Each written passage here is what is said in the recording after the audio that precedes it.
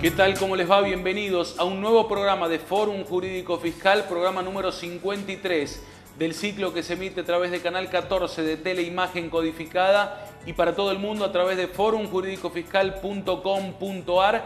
Tengo que agradecer como siempre a la gente de La Perla por la vestimenta habitual.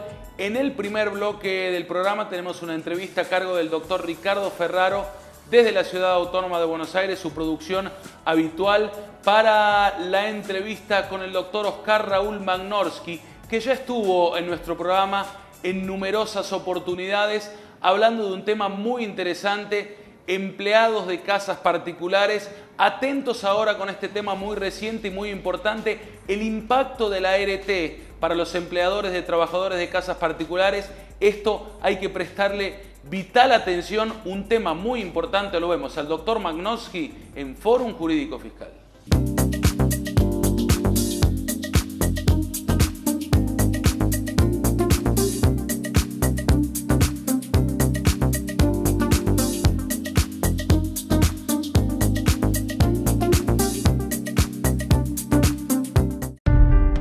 A raíz de la implementación del régimen de contrato de trabajo para empleadores de casas particulares, bueno, ya se van agregando algunas otras obligaciones para los empleadores. Entre ellos, por ejemplo, bueno, las ART, que habrá que tener en cuenta de aquí en adelante.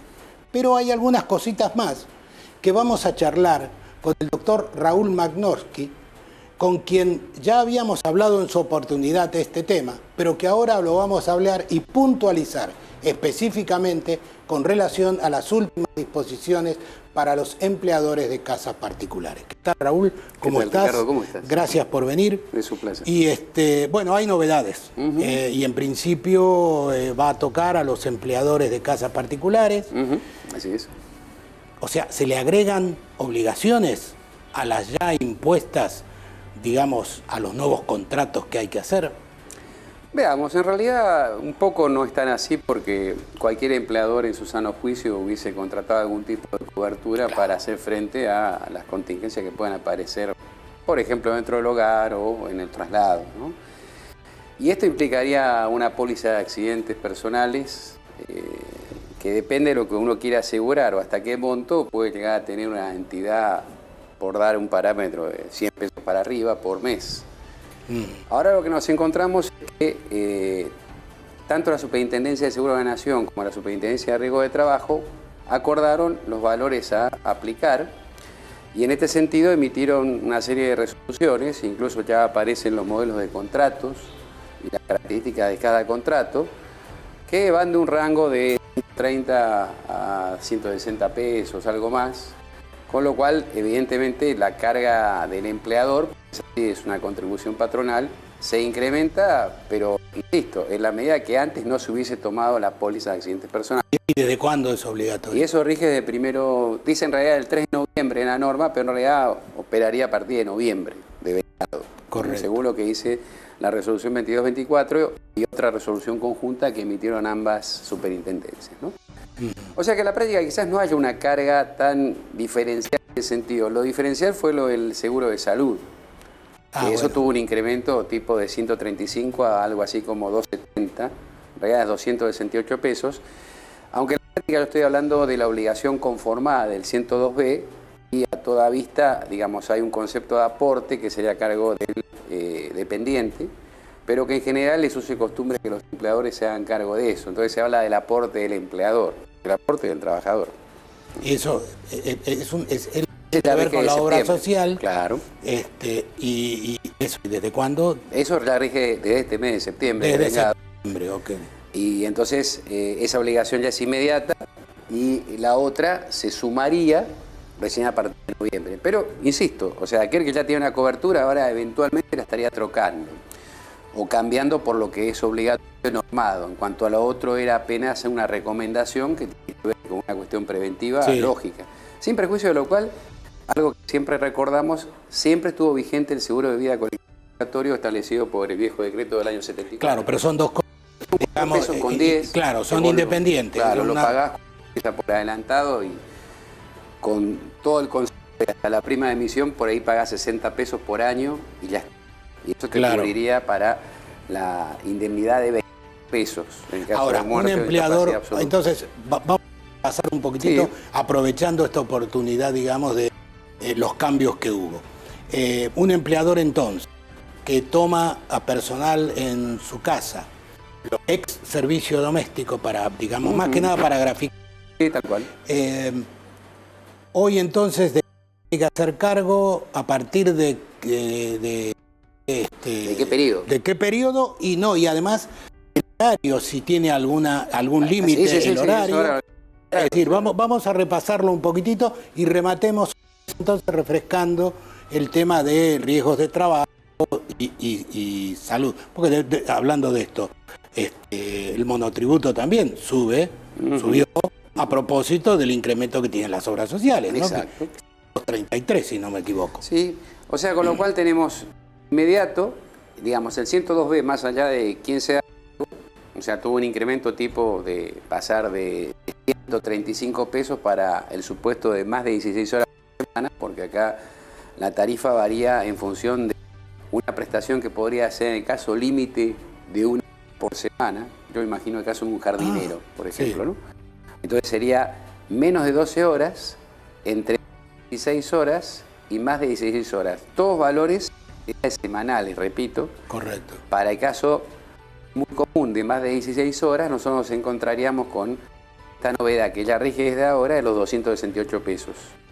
Y a eso en su caso le agregarías la tarifa de la RT a partir de noviembre de vengado, con lo cual, digamos, estarías hablando de los 268, una tarifa que si querés ahora la vemos exacamente para...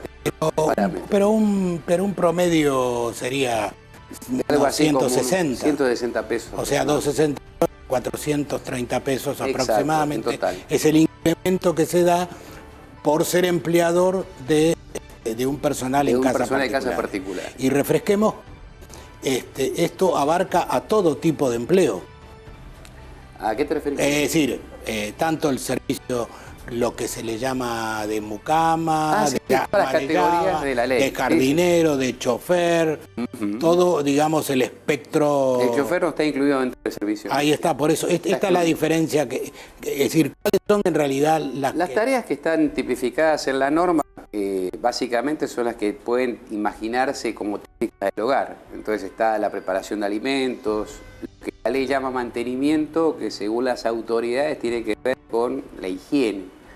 Ojo que la palabra mantenimiento a veces puede llegarnos a hacer pensar en algo que es técnico, como por ejemplo reparar algo, o algún tipo de ajuste, o quizás una conexión eléctrica, y para nada estamos hablando de mantenimiento, estamos hablando de mantener las cosas en orden. Una buena aclaración. Sí, porque lamentablemente el vocablo que se utilizó te da esa apertura.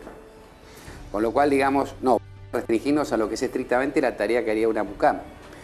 Por el otro lado, está el cuidado de personas en tanto y en cuanto no tenga una implicancia de tipo terapéutica, o sea que la ley excluye muy claramente. Esto tiene que ver con que el cuidado de personas implicaría menores, o sea, niños, adolescentes. Ojalá me hubiese cuidado a alguien así. Y por cierto, también tenés el caso de las mayores y o enfermas. Pero, repito, no terapéutica, meramente el acompañamiento. Sí, si es una enfermera... ya la problemática de un enfermero o una enfermera es una locación de servicios con una biblioteca dividida, que algunos entienden que es un contrato de trabajo y tiene un costo completamente distinto, totalmente alejado. Ahora, el chofer dijimos que no. El chofer está excluido por la ley. El jardinero sí. El jardinero no está excluido, porque ahí se habla de una específica. Entonces la ley, mejor dicho, la resolución 886, que fue la primera que emitió el Ministerio de Trabajo, de alguna manera ajustándose a la nueva norma legal en cuanto a descripción de las tareas, esta ley dice una tarea específica y uno se imagina cocinero. Claro. Pero para pensar en otra tarea específica, pensemos en jardinero. Estaría claramente tipificado lo de cocinero, jardinero, no se me ocurre otra, honestamente. Sí. Después, en otra categoría, la tercera, están los que son los cuidadores de casa, o sea, razonablemente las personas esas solamente tienen la versión. Exacto. Estas personas únicamente tienen la versión de servicio con cama adentro. Sí. En una primera categoría están los que tienen un nivel de supervisión, algo así como una especie de mayordomo, una gobernanta. Esa era ama de llaves. Ama de llaves. Y después tenés la quinta categoría, que es la categoría más usual en cuanto a que es una especie de bolsa de gatos y ahí están todas las tareas involucradas y ese valor más bajo. Vos pensás que la resolución, que ya tiene más de un año o tiene un año de vigencia, maneja un valor mensual de solo 3.220 pesos. O sea que generalmente ese es el dato que toma, digamos, la gente en común para contratar, aunque por supuesto después es una cuestión de mercado que es la que termina definiendo qué es lo que se va a pagar en cuanto a su cantidad, ¿no? Bueno, lo cierto es que a partir de septiembre tenemos un nuevo valor de obra social y a partir de noviembre tenemos hay que asumir el costo de las ART. Sí. Y con una aclaración adicional. Yo recién cuando vi los contratos que nos han llegado, me llamó la atención que dentro de las obligaciones de las partes no aparezca un examen preocupacional. Cosa que entiendo que después se va a modificar. Algún tip importante como para tener en cuenta es que el empleador por ahí, en su situación de que es un empleador que por ahí no va a buscar asesoramiento sobre esta materia, de pronto podría estar pagando un 102B con un importe que está fijado por la autoridad de aplicación y no tiene ART. Correcto. No se logró el contrato. Entonces, de alguna manera se tuvo presente porque la ART se le asignaría entre algunas de las que están habilitadas según la zona de influencia de cada ART, que como vos sabés, no todas operan en todo el país. Exacto. Hoy por hoy, según he leído, hay un poco más de una veintena de compañías vigentes. Entonces ahí aleatoriamente te asignarían a una en el caso de que no hayas tomado el tino de, bueno, celebramos un contrato con tu elección, ¿no es cierto? Eso por un lado me parece un tema interesante desde el punto de vista de evitar un pago que no tenga contrapartida y por otra parte ayudar al común denominador de quienes contratan, que lo más probable es que no tengan asesoramiento. Correcto. Evitar un error. Mejor que lo busquen. Claro, mejor que lo busquen, por supuesto, mejor es elegir. Mejor, exactamente. Gracias, Raúl. De nada, es Muy un placer. amable. Belisario, Ramón, allá vamos. Seguimos en Fórum Jurídico Fiscal, nuevo bloque. Tenemos que recordar que próximamente se vienen los cursos en la modalidad e-learning organizados por Fórum Jurídico Fiscal.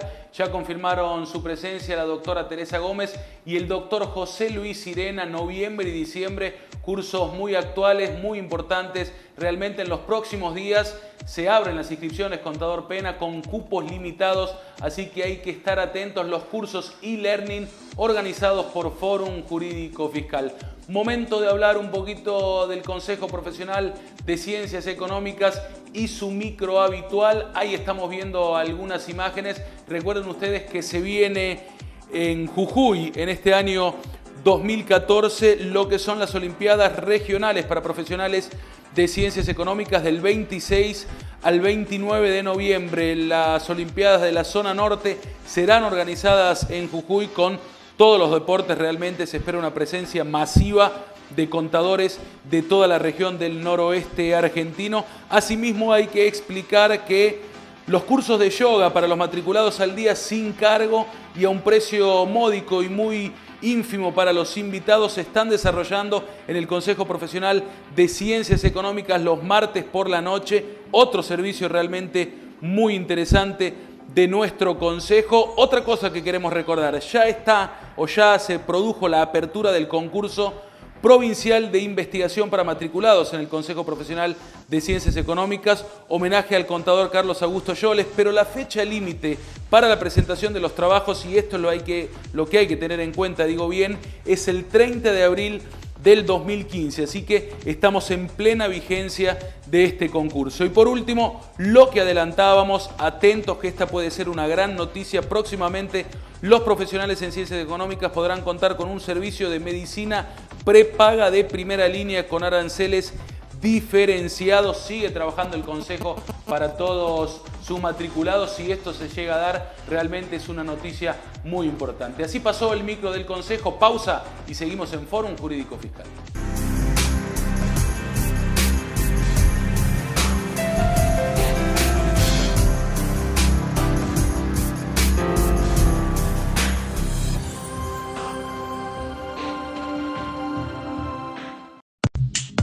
Seguimos en Fórum Jurídico Fiscal, momento de irnos nuevamente a la Ciudad Autónoma de Buenos Aires, esta vez para un micro. Va a estar nuevamente con nosotros un amigo de la casa, el doctor Martín Caranta. Mucho hemos hablado a lo largo de este programa de las exclusiones de pleno derecho del monotributo y ahora un especialista, el doctor Martín Caranta, va a hablar de los mecanismos de defensa. Lo vemos realmente imperdible, el doctor Martín Caranta nuevamente en Fórum Jurídico Fiscal. El monotributo, régimen simplificado para pequeños contribuyentes, prevé en el artículo 20 del anexo de la ley determinadas causales de exclusión. Se ha dicho que las mismas operan de pleno derecho. Esto en principio debería ser entendido como que habiendo un sujeto facturado más del importe que el monotributo permite o adquirido bienes mayores a los que, por un valor mayor a los que el monotributo permite, el sujeto debería excluirse del monotributo. Ahora bien, ¿qué sucede cuando es el organismo recaudador el que toma conocimiento de que un sujeto ha superado los parámetros para estar dentro del régimen simplificado? También operan estas causales de exclusión. Me voy a referir entonces a la Resolución General 3640, publicada en el Boletín Oficial el 26 de junio de este año 2014, que vino a reglamentar el procedimiento para apelar o para ejercer el derecho de defensa ante situaciones de exclusión del régimen simplificado. Una cuestión importante es que se deroga la vieja resolución 3490 que se refería a este mismo tema. Lo que dice el artículo primero de la 3640 es que una vez que el fisco, a partir de controles sistémicos que realice con datos que conserva en sus bases de datos, tome conocimiento de que el sujeto ha superado alguna de las causales de exclusión, pondrá esto en conocimiento del contribuyente impactado y a partir de esto el sujeto tendrá una comunicación en la página web del organismo que estará publicada a partir de una lista que se da a conocer los días primero o el primer día hábil de cada mes. Es decir, acá hay una cuestión importante, la forma de notificación. Es una forma de notificación vía web, ¿sí? Otro tema también es para reparar que cuando el pequeño contribuyente pertenezca a una sociedad irregular o de hecho que sea monotributista, la exclusión de este pequeño contribuyente, de este socio, operará también hacia la sociedad. Además de esta forma de conocimiento o de toma de conocimiento online, la norma prevé que el organismo recaudador publique en el boletín oficial el número del quit y los datos, la razón social, el nombre y apellido del contribuyente excluido. Para tomar conocimiento a partir de la página web, el sujeto tendrá que entrar con su clave fiscal al sitio de la FIP, a la opción monotributo, sujetos excluidos, y ahí podrá consultar cuáles son los motivos que originaron esta exclusión. Esto sin duda merece un comentario por cuanto nosotros hemos aprendido que hay un acto administrativo que debe cumplir con una serie de requisitos generales y esenciales. Es decir, este acto administrativo que se anoticia de una forma tecnológica no tendría que dejar de cumplir con los requisitos generales ni con los esenciales. Es decir, estar suscrito por autoridad competente, tener una causa válida, estar motivado, contar con un dictamen jurídico. Tenemos entonces la duda de cómo será la presentación de este acto administrativo que anoticiará a un sujeto de que ya no pertenece más al régimen simplificado.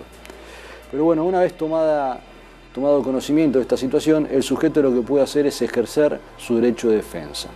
¿Cómo? La norma prevé una presentación del recurso de apelación normado en el artículo 74 del decreto reglamentario de la Ley de Procedimiento Fiscal. Y esta presentación se debe hacer vía web, según lo que dispone la norma que estamos comentando. Esto en principio podrá ser beneficioso para algunos sujetos porque no tienen que trasladarse hacia la dependencia de la FIP, pero no podemos dejar de observar que en todos los lugares de nuestro país la conexión a Internet no es sencilla ni funciona bien.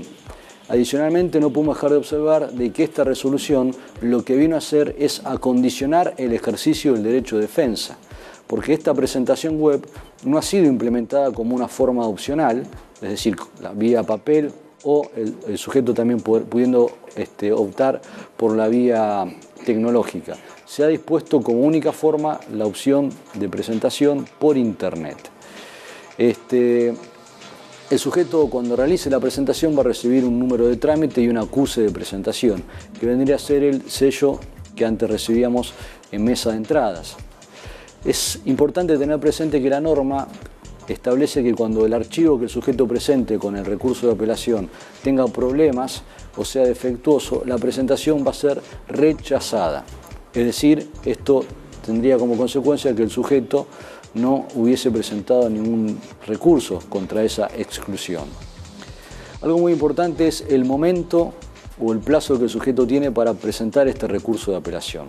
La norma prevé 15 días desde la publicación en el boletín oficial. Y también dice algo que es bastante curioso, en el sentido de que, sin perjuicio de estos 15 días, la interposición del recurso en cuestión se considerará efectuada en tiempo y forma si se realizara con anterioridad a la mencionada publicación oficial. Es decir, la duda que uno tiene es cómo un sujeto puede presentar un recurso de apelación ante un acto administrativo que no ha sido notificado en forma válida.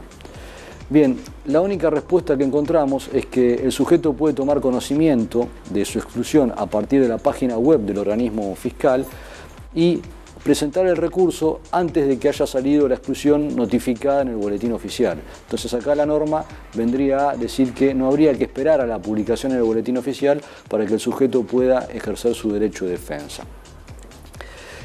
Como consecuencia de las exclusiones, tenemos que el sujeto será inscripto de oficio en los impuestos del régimen general, es decir, en IVA, en ganancias, en autónomos. Es importante tener presente que si transcurridos 120 días desde que se publica en el boletín oficial la exclusión o desde que se rechaza el recurso de apelación presentado, el sujeto no cumple con las formalidades impositivas, es decir, con las presentaciones de las declaraciones juradas que corresponden, la resolución bajo comentario establece que la quit del contribuyente va a quedar suspendida o inhabilitada, es decir, no va a poder efectuar presentaciones cuando lo quisiera hacer. Bueno, este es un tema a tener presente entonces. Es sabido que el organismo está haciendo muchos cruces sistémicos contra sujetos de régimen simplificado, monitoreando sus movimientos, monitoreando la facturación que estos sujetos emiten en forma electrónica o que entregan a sus clientes, con lo cual este tema habrá que tenerlo presente para cuando se reciba la notificación de que el sujeto ha dejado de pertenecer al monotributo.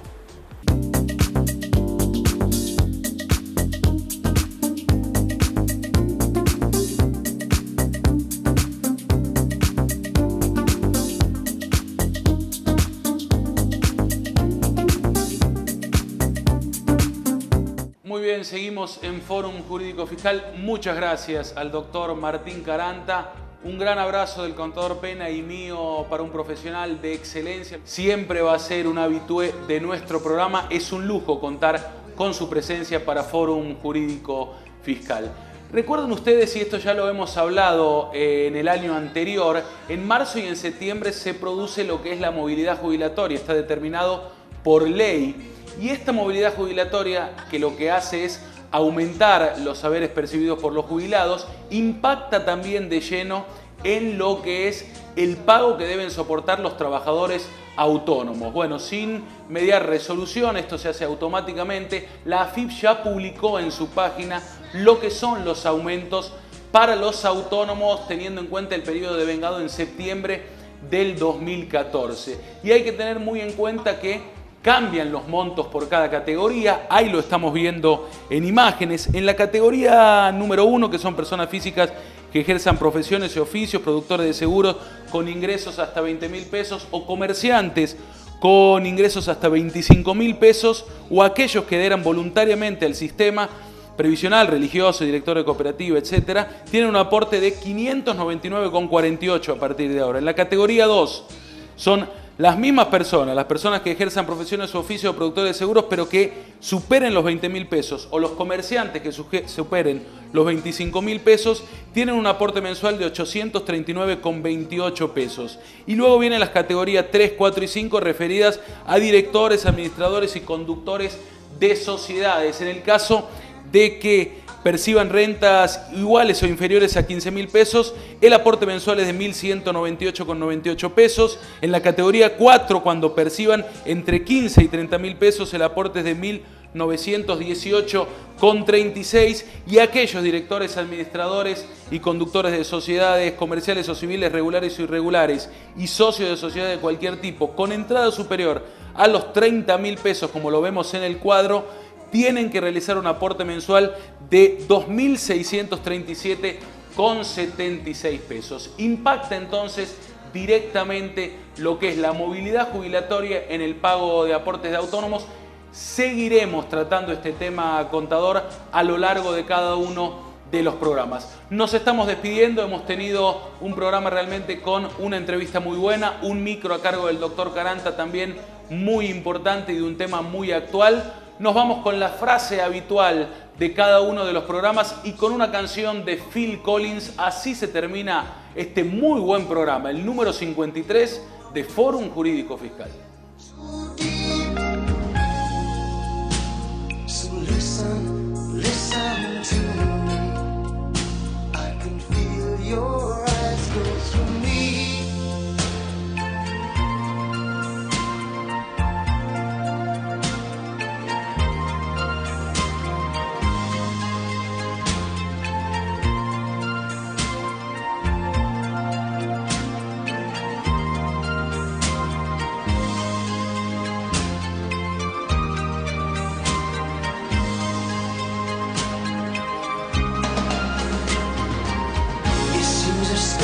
Too long, only thinking about myself.